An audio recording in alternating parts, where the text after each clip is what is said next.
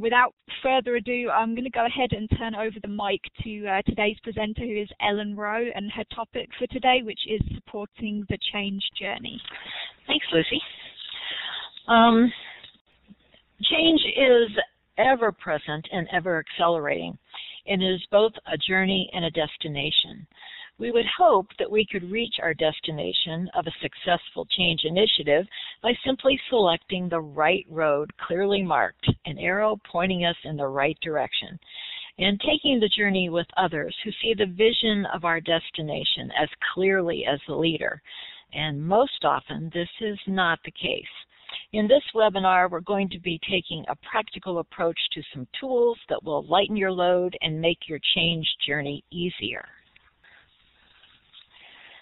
I'd ask you to consider the term change to mean something initiated by one or more organizational leaders intended to achieve a certain results through modification of other people's behaviors or routines, with the success or failure to achieve these modifications having consequences for the particular organizational unit or the organization as a whole. Whether the change represents a total strategic transformation of a business or a major restructuring of a nonprofit or the implementation of a new technology or business system or process is not really important for our discussion today. We're talking about demands placed on organizations or subunits that require significant departures from people's current routines and behaviors, and the success of which depends upon the support of those affected. So let's look at your experience. Have you worked either as a paid employee or a volunteer in an organization where major change was initiated? So that's a yes or no. You can either raise your hand. Let's do the raise a hand. If it's yes, please raise your hand. Okay, so you've had some experience. Now let's clear that one, and let's look at the next question, which is, was the change successfully implemented? Was that change successful? Okay. So for just a couple folks, that change was successful. So let's take a closer look at the causes of why that might not be successful. And we're going to turn to the data first, and by most estimates, really successful organizational changes occur less than 20% of the time. Most often we fail, we find someone or something to blame, and we start all over again. In a survey of over 1,000 corporate directors reported in Business Week in July of 2005, it was found that 31% of CEOs fired by their boards were removed because they mismanaged change, more than any other single reason given. Who knows how many managers below the CEO level have met the same fate? Change leadership is increasingly considered an important competency for advancement in organizations. Clearly, it's an important topic, so let's take a look at some practical applications and tools to use in support of your change journey. There are many models out there which portray how to lead and guide and support change. The most read probably of all of these models is Kotter's, and Kotter presented this model in the Harvard Business Review in 1995. And he outlines these 8 steps. And let me talk a little bit about what you might do at each of these 8 steps if you were providing leadership for the change. So at step 1, you would examine the market and competitive realities for potential crisis out there or untapped opportunities that you might take advantage of. You convince at least 75% of your managers that the status quo is more dangerous than the unknown. A key step. Step 2, you'd assemble a group with shared commitment and enough power to lead the change effort. Encourage them to work as a team outside the normal hierarchy. Step number 3, you'd create a vision to direct the change effort. Develop strategies for realizing that vision. In step 4, you'd use every vehicle possible to communicate the new vision and strategies for achieving it. You teach new behaviors by the example of the guiding coalition group. In step 5, you'd remove or alter systems or structures undermining the vision. You'd encourage risk-taking and non-traditional ideas, activities, and actions.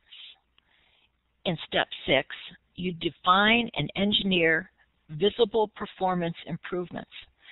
Recognize and reward employees contributing to those improvements. In step 7, you'd use increased credibility from early wins to change systems, structures, and policies that would undermine the vision. You'd hire, promote, and develop employees who can implement the vision. You'd reinvigorate the change process with new projects and change agents. In step 8, you'd articulate connections between the new behaviors and corporate success, and you'd create leadership development and succession plans consistent with the new approach. So let's take a closer look at some of these steps and just give it a practical spin as to how you might handle each one of these. So let's take a look at step 2, which I've repeated here for you. And a common error in this step is not creating a powerful enough guiding coalition. Powerful in terms of titles and information, expertise, reputations, and relationships. Senior managers should always form the core of this group. You will find board members, a representative from a key customer group, or even a union leader among the coalition. Rethink relegating the team leadership to HR or quality or strategic planning executive rather than the senior management. I would strongly encourage you to go with senior management.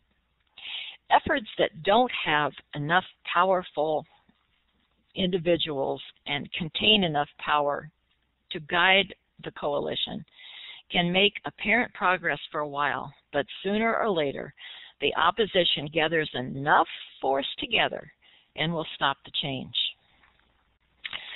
So let's think about moving from those errors that I just went over to a box office hit.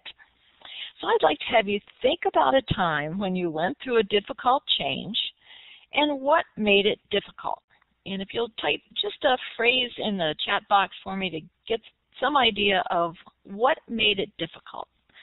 Think about a time when you went through a difficult change and what made it difficult.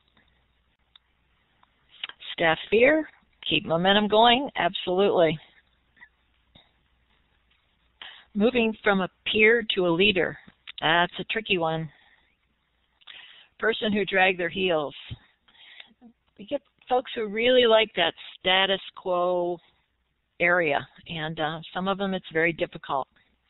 Those who ignored the change, and we can learn that behavior. If the change is not managed to a successful conclusion, we can learn that if I stay in the status quo, maybe this will just go away, and I'll just ignore it for now.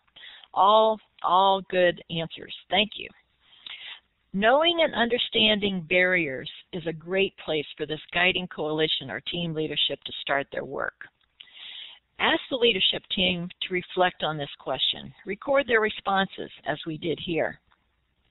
Then ask them to think about a time when they went through a successful change. What made it successful?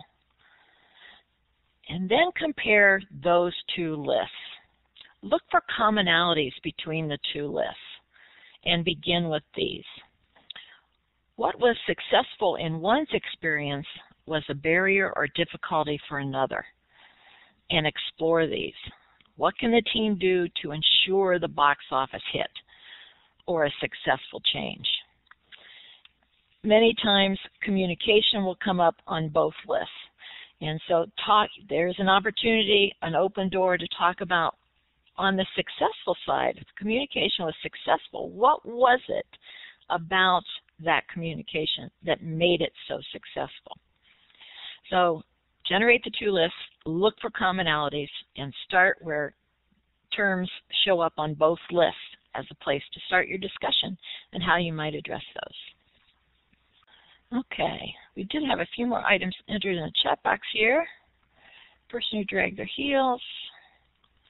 Those are ignore the change, and I thought I had one more. Yes, successfully involving people in a vision process and detail level. Great, including stakeholders to develop the change. Absolutely. Okay. Think about winning ideas across categories. Communication was one I just mentioned, which is in D on this poll. Think about the categories associated with a change journey. And here are just 5 that come to mind easily. Leadership, gaining commitment from others, you talked about those kinds of things, implementation of the change, communication, and organizational culture. And if you think about, we're just going to do an abbreviated little exercise here. If you think about what you entered in the chat box, which of these 5 categories would the difficulty that you experience, which of these 5 categories would associate with that difficulty? And we're gonna again go, go to the poll. Okay, one says gaining commitment. I see Willem has typed in the box implementation. Got a couple for gaining commitment.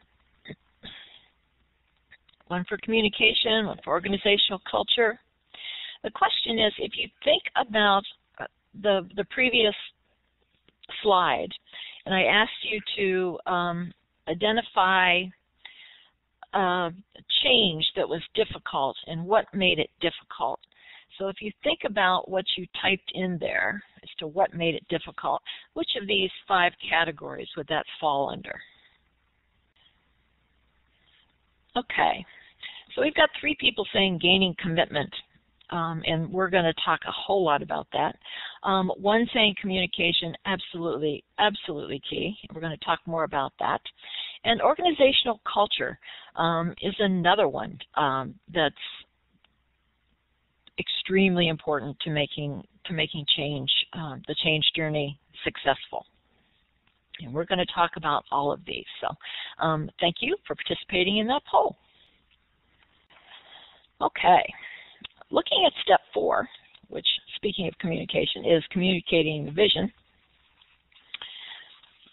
You might want to begin by creating forums where employees, paid and volunteer here again. If you've got a nonprofit, you be sure and engage with those volunteers. Creating forums where they can provide feedback on the vision. You might ask managers to gather a group of employees who report to them.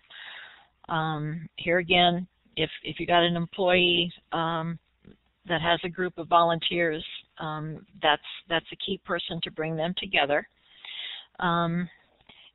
Especially if those volunteers are going to be called upon to make sacrifices in moving from the status quo to the vision. If their role is key in making that vision happen, absolutely, positively engage them. And you might ask and record responses to questions like these. What does this vision statement say to you? So you want to be sure that it's coming through with clarity, that they're receiving the message that was intended in that vision. key question to engage them with. How will your job be different once the vision is achieved? Is this better or not? So have them think about themselves in that new vision and think about whether they think it's going to be better or not, and have that kind of conversation with folks.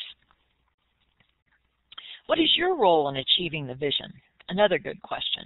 If they can see a role for them to play in making that vision a reality, you've connected and created a strong bond for their help in the implementation.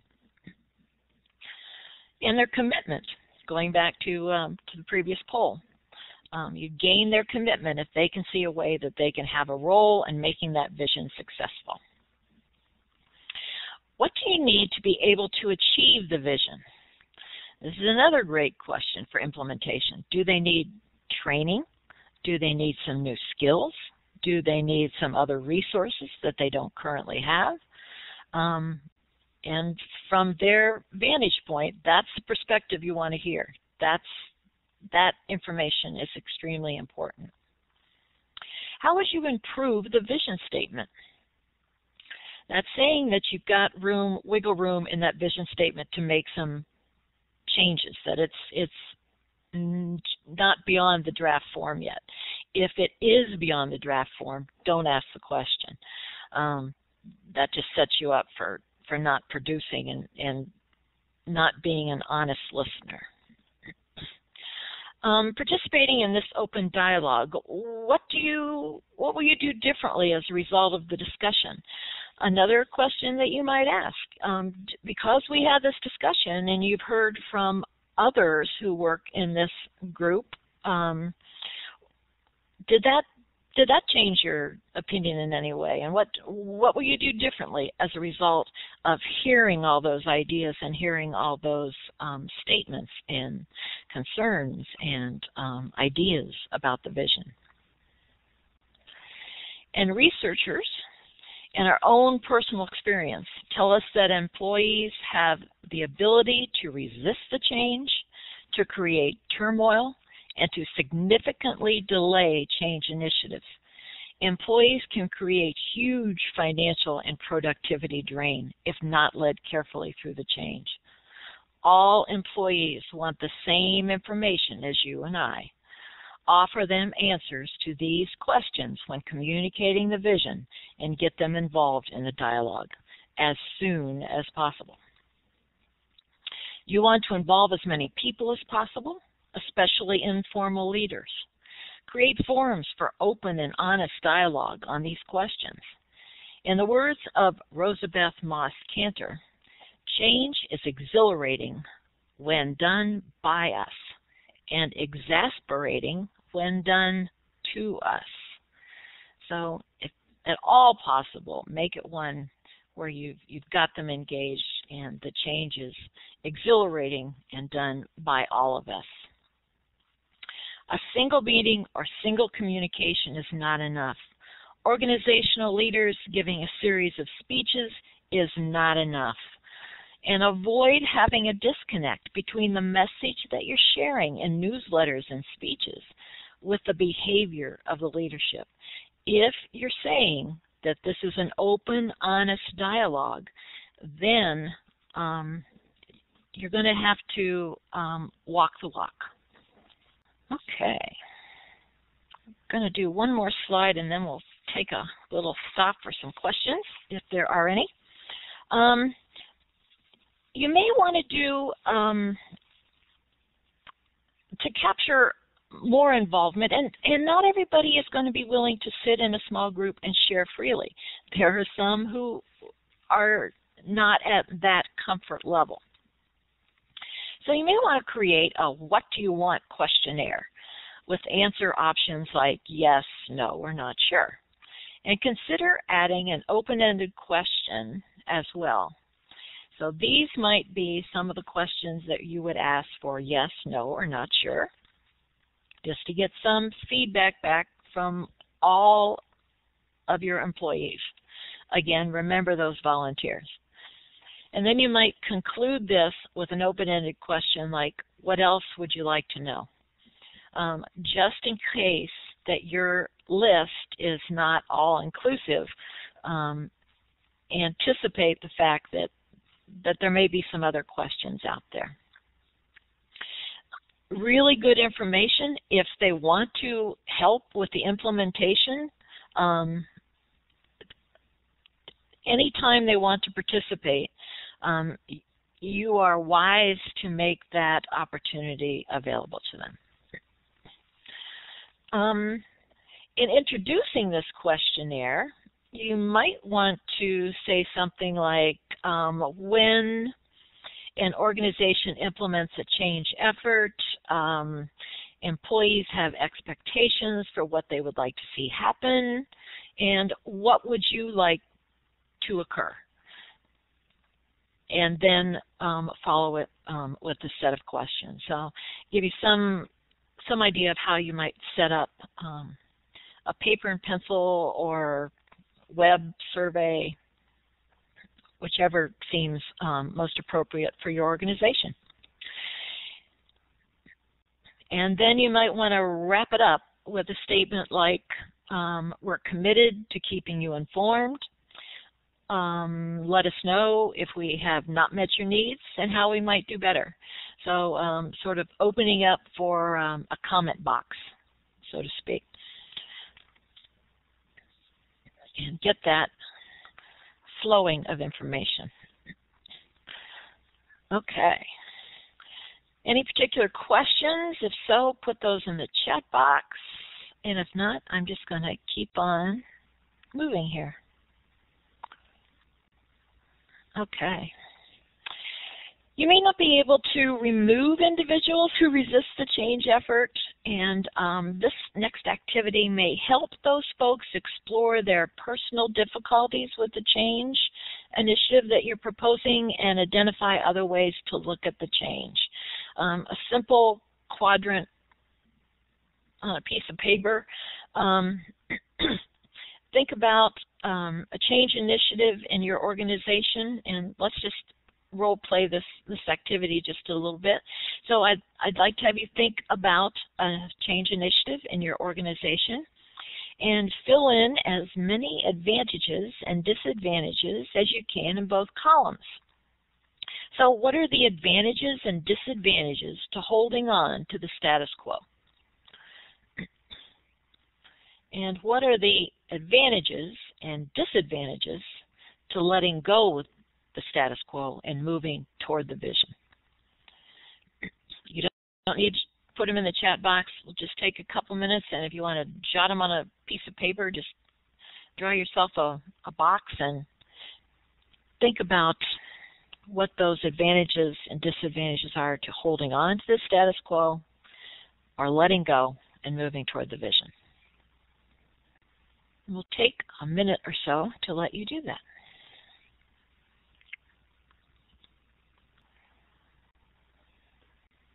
Okay.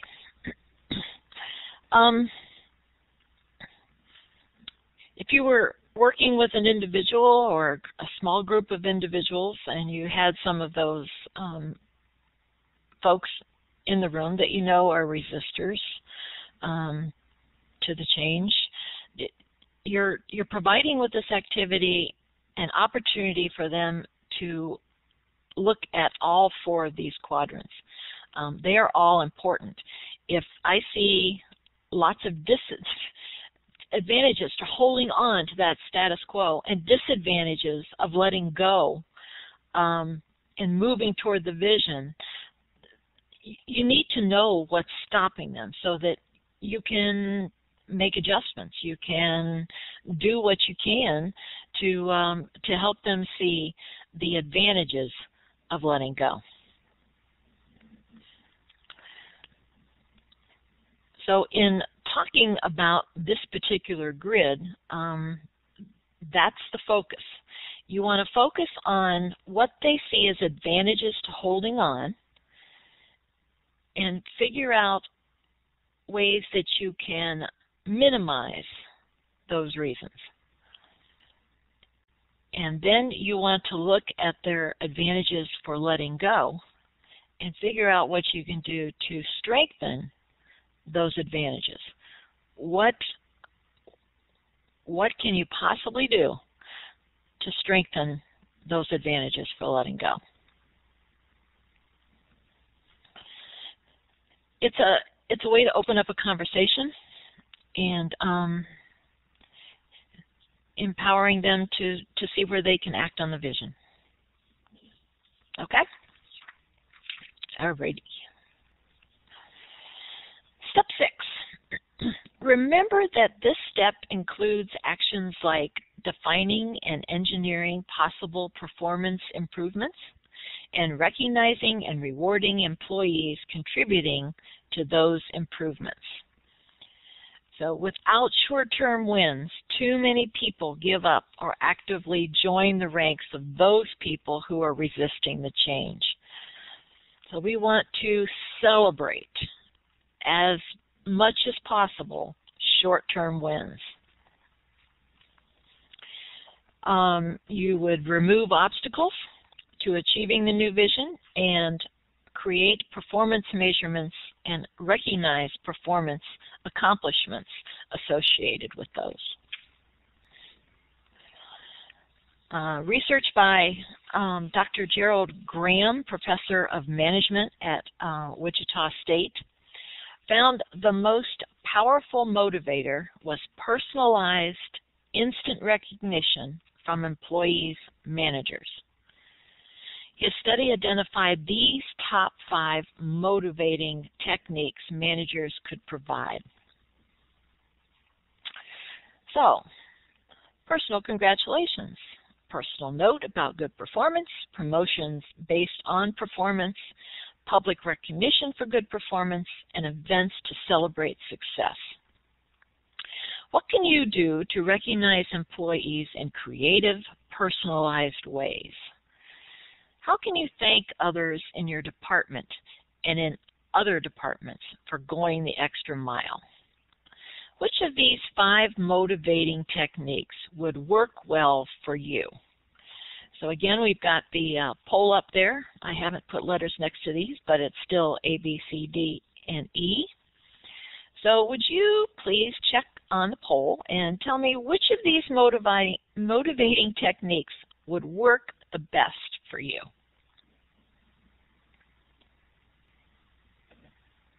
Okay, personal congratulations, personal note for good performance, public recognition for good performance, events to celebrate successes. Oh, we have 1 for all of them, promotion based on performance, and 2 for personal congratulations. Excellent.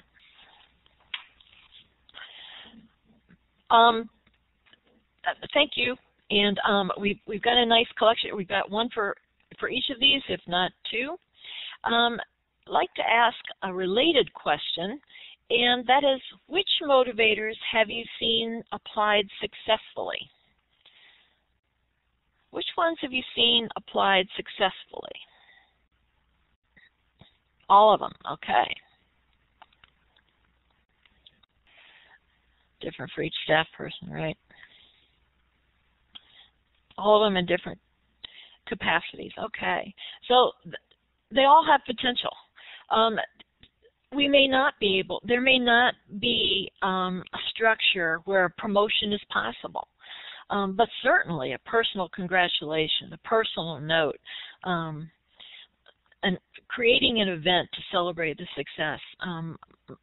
Most of these are available to all of us, and like you said, you've seen all of them in one capacity or another. So they all are potential, and they all have potential. I'd like to share with you these 5 laws of change. Change is difficult, demanding, and messy, and there are lots of theories, strategies, and models, as I indicated. In the end, it boils down to these 5 rules. Change starts at the top.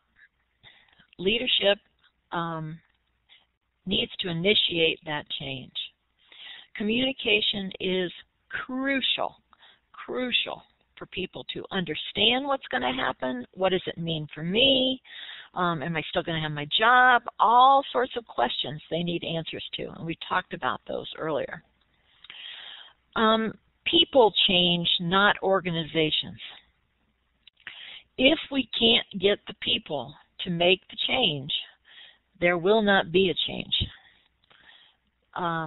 Motivating those people, supporting those people, encouraging them to move toward those short wins to get us to the finish line in the end, the right place of a successful change. Absolutely crucial. And people choose whether to change. That's a choice. Now we can part company with some who are huge resistors. If that's a possibility in some organizations, in some places. It may not be in all of them, but people choose whether or not to change. So we want to make that choice so inviting, so right, that they will make a move and bring others along with them. A change effort will be more difficult than you imagined, more costly than you estimated, and take even longer than you planned. That's a law. That's true. It is extremely difficult. And so hopefully, as we've talked today, we've come up with some ways that you can engage people in that discussion, that you can encourage those small wins along the way, that you can help to support that change initiative all the way through. I use the Kotter model in this webinar to present a model for leading change, and there are many models offered in the leadership literature. And I hope that in this webinar you were able to gain some insight into tools and practices that would enhance your leadership of the change initiative. It takes time, patience, diligence to travel the change journey in a successful conclusion. Let me offer you this one last quote which has been meaningful for me, and this is the Harold Fedor text is one I use in the graduate course at UVM, and students very often pick out this particular quote, that leading change is not about following a set pattern of steps. It's about leadership in the broader sense of the word, and it's about relationships. Relationships with those employees, be they paid or volunteer. It's about leadership in the broadest sense and the relationships. Understand a change model as a tool to help you remember the process of implementation. Those steps are helpful in doing that, and that its meaning is intended to achieve results through modification of other people's behaviors or routines. It's up to the other person. Apply leadership to create, foster, and maintain quality relationships, all extremely valuable. As I mentioned, the quote that I just shared was from the Harold Fedor book, Kotter. The model that I shared with you was published in the Harvard Business Review in '95. The Bish reference, the very first one there, Thriving Through Change, a Leader's Practical Guide to Change Mastery. Many of the activities that I shared in this webinar are from that book, and I found it extremely helpful. It has its own model for guiding and supporting change, and then it has a series of chapters that have just activities in them that go with each of the steps of the change model that they present. So it's a really user-friendly resource. And as always, when I do a webinar, I talk too fast, so I get to the end rather quickly. But I am more than happy to answer any questions that you might have or have a discussion with you. Please feel free to put any questions that you might have in the chat box.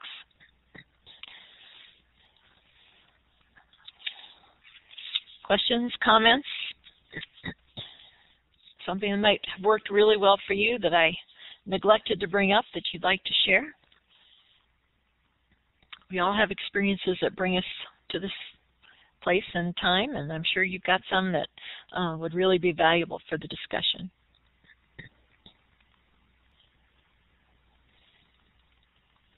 Great. Thank you, Mary. Glad it was helpful. We do have a website, and like Lucy is going to tell you, the recording will be there. Would any copies of anything be valuable to you as well? Any hard copy of anything that I've offered today?